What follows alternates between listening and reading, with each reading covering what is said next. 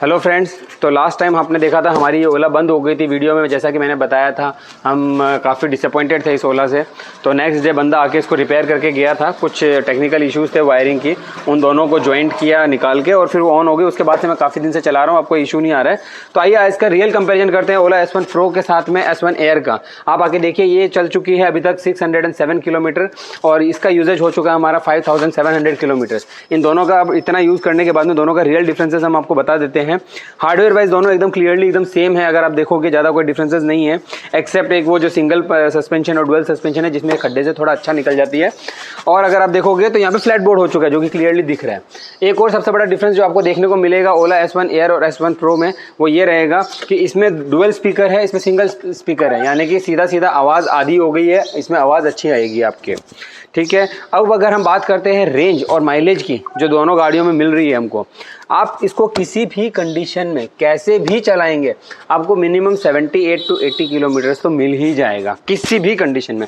बाकी plus minus 5 kilometre का आप लेके चल सकते हो, लेकिन 78 किलोमीटर तो मिनिमम मिलेगा किसी भी कंडीशन में, और ऊपर जा सकता है अगर आपने थोड़ा ढंग से चलाया तो। ये आपको किसी भी कंडीशन में आपको मिलेगा इसमें कम से कम 98 से 100 किलोमीटर कम से कम हर कंडीशन में। बाकी आप यूजेज पे थोड़ा इसको बढ़ा भी सकते हैं। तो अब बात करते हैं चार्जिंग टाइम की। चार्जिंग टाइम ओला S1 Air लेता है 5 घंटे फुल चार्ज होने के लिए और ओला S1 Pro लेता है 6.5 घंटे फुल चार्ज होने के लिए।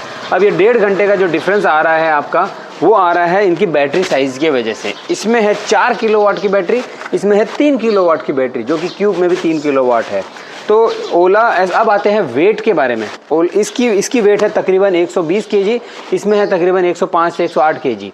ठीक है, तो यानी कि 15 केजी का डिफरेंस हो गया। ओला S1 Pro S1 Air दोनों ही बहुत ही भारी गाड़ियां हैं दूसरी इलेक्ट्रिक गाड़ियों के कंपैरिजन में। जब आप चला रहे होंगे तो आपको प्रॉपर वो फील आएगा, जैसे कि मतलब जब आपकी फुल स्पीड में भी होगी तो आपको एक बार का पता नहीं चलेगा कि आप कब 100 की स्पीड में पहुंच गए हो। बिल्कुल शेक नहीं करती है इस वेट के वजह से। तो इसके वजह से हो सकता है कि आपका माइलेज दूसरी गाड़ियों के कंपैरिजन में कम देती है, क्योंकि इनका वेट काफ़ी अच्छा मेंटेन किया हुआ है।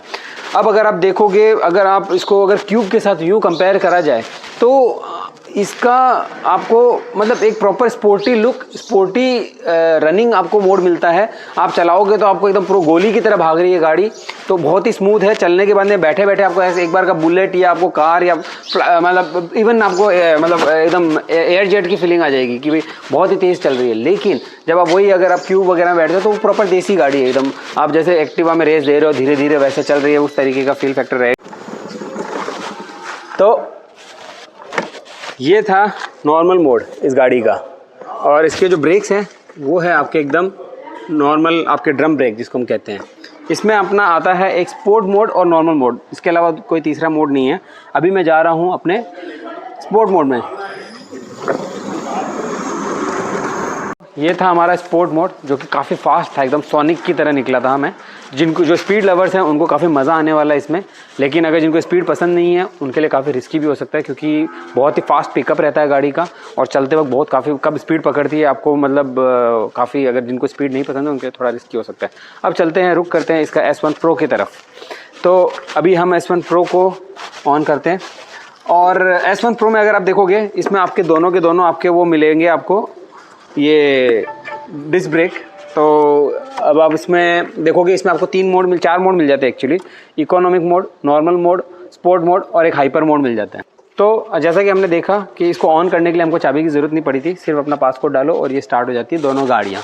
तो ये एक बहुत ही बड़ा एडवांटेज है दोस्तों। अगर आप घर में रहते हो, आपको चाबी कई बार खो जाती है, इधर से उधर भागते रहते हो दूसरी चाबी कहाँ है, या कई बार चाबी खोने का डर रहता है। पर ये एक बहुत बड़ा डिसएडवांटेज भी है, अगर आपकी गाड़ी की चाबी नहीं है तो कहीं आपको बंद हो जाती है, जैसे डिक्की लॉक रहता है। तो जैसे कि मैं फंस गया था पिछले बार इस गाड़ी में, तो अब उसको ऑन करने के लिए आपके पास कोई तरीका नहीं रहेगा, फिर आपको कोई ना कोई रोड साइड असिस्टेंस की जरूरत पड़ेगी। बट अगर चाबी नहीं है तो एक बहुत बड़ा एडवांटेज है, आप देख सकते हो आपके लिए कौन सा शूट करता है। अब मैं चला रहा हूँ, ये देखिए, ये काफ़ी स्मूथ पिकअप लिया है इसने, मैं फुल स्पीड दे रहा हूँ तब भी।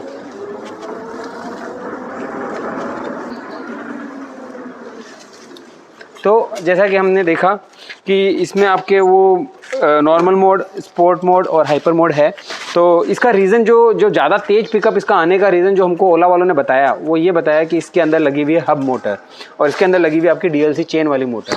तो इसमें इनका काफ़ी वो सिंक्रोनाइजेशन किया हुआ स्पीड और इसको पिकअप को लेके।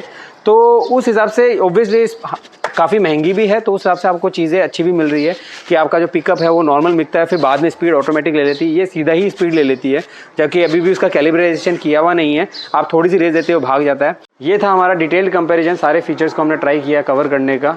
तो अगर आपके इसके अलावा और कोई सवाल हो तो आप कमेंट में लिख सकते हैं और मैं हो सके जब तक जवाब देने की कोशिश करूँगा। अब अगर आप देखोगे तो ये था हमारा ऑन रोड प्राइस जो था 1,30,000 के आसपास का, और ये है 1,57,000 रुपये का, लेकिन इसका अभी सेकंड जनरेशन आ चुका है फ्लैट बोर्ड के साथ में, जिसका प्राइस पॉइंट रहेगा तकरीबन 1,63,000 रुपये से 1,65,000 रुपये के आसपास।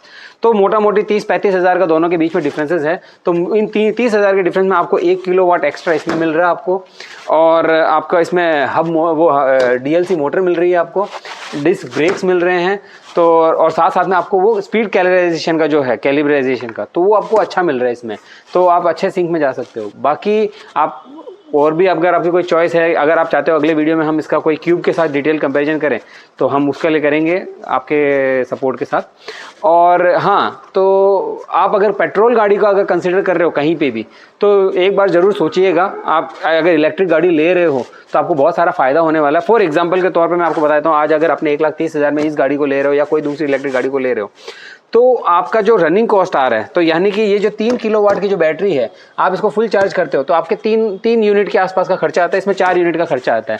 लगभग जो स्टेट में जो आपके यूनिट के चार्जेस है 10 रुपये 8 रुपये, उसके हिसाब से आप जोड़ सकते हो। और एक बार फुल चार्ज के बाद में 80 किलोमीटर ये चल रही है, 100 किलोमीटर ये चल रही है, यानी कि आपकी जो रनिंग कॉस्ट आ रही है वो तकरीबन 50 पैसे से 1 रुपया मान लो, अगर डेप्रिसिएशन भी जोड़ना है इसमें। लेकिन आपकी जो पेट्रोल की गाड़ी लोगे आप, उसमें आपका अगर आप 100 रुपये का पेट्रोल भराते हो तो 30 से 35 किलोमीटर चल रही है, प्लस आप उसमें सर्विसिंग कराते हो, ऑयल वगैरह डालते हो, तो आपका तकरीबन 4 रुपये पर किलोमीटर का खर्चा आ रहा है। यानी कि अगर 10,000 किलोमीटर आपने इस गाड़ी को रन कर लिया एक साल में, फॉर एग्जांपल के तौर पे, तो आपका मोटा मोटी सिर्फ 10,000 का ही कॉस्ट आया, फिक्स जो वेरिएबल कॉस्ट है। अगर आपने वही पेट्रोल गाड़ी ली तो 40,000 के आसपास का खर्चा आ चुका है। तो जब आप पेट्रोल की गाड़ी 1 लाख रुपये में ले रहे हो, वो हो गई आपकी 1,40,000 के आसपास की, पर इस गाड़ी को जो आपने 1,30,000 दिया तो ये आपके 1,40,000, आपके अब दोनों की कॉस्टिंग सेम आ गई है। अब जितना ज़्यादा आप इलेक्ट्रिक गाड़ी को चलाते जाओगे आपकी कॉस्टिंग कम आती जाएगी। अब सिर्फ पेट्रोल गाड़ी उनको सूट कर सकती है जिनके पास चार्जिंग की फैसिलिटीज़ नहीं है घर के बाहर, कुछ मेट्रोपॉलिटन सिटीज़ में जहाँ जैसे बिल्डर फ्लोर में रहते हैं और ऊपर वाले फ्लोर में रहते हैं, नीचे चार्जिंग की फैसिलिटीज़ नहीं है, वो कंसिडर कर सकते हैं कि पेट्रोल ले ले। बट जिनके पास अगर चार्जिंग फैसिलिटीज़ है तो आई विल डेफिनेटली रिकमेंड कि आप कोई भी इलेक्ट्रिक गाड़ी ले, नॉट ओनली ओला या कोई, आपको इलेक्ट्रिक गाड़ी सूट करती है आप उसको ले सकते हैं। और मेरा रिकमेंडेशन रहेगा कि आपको कॉस्ट प्राइस बहुत एफिशिएंट रहेगा। इसके अलावा आपके अगर कोई सवाल हो तो आप डेफिनेटली प्लीज़ रेज करिए, हम अगले वीडियो में इसको कवर करेंगे।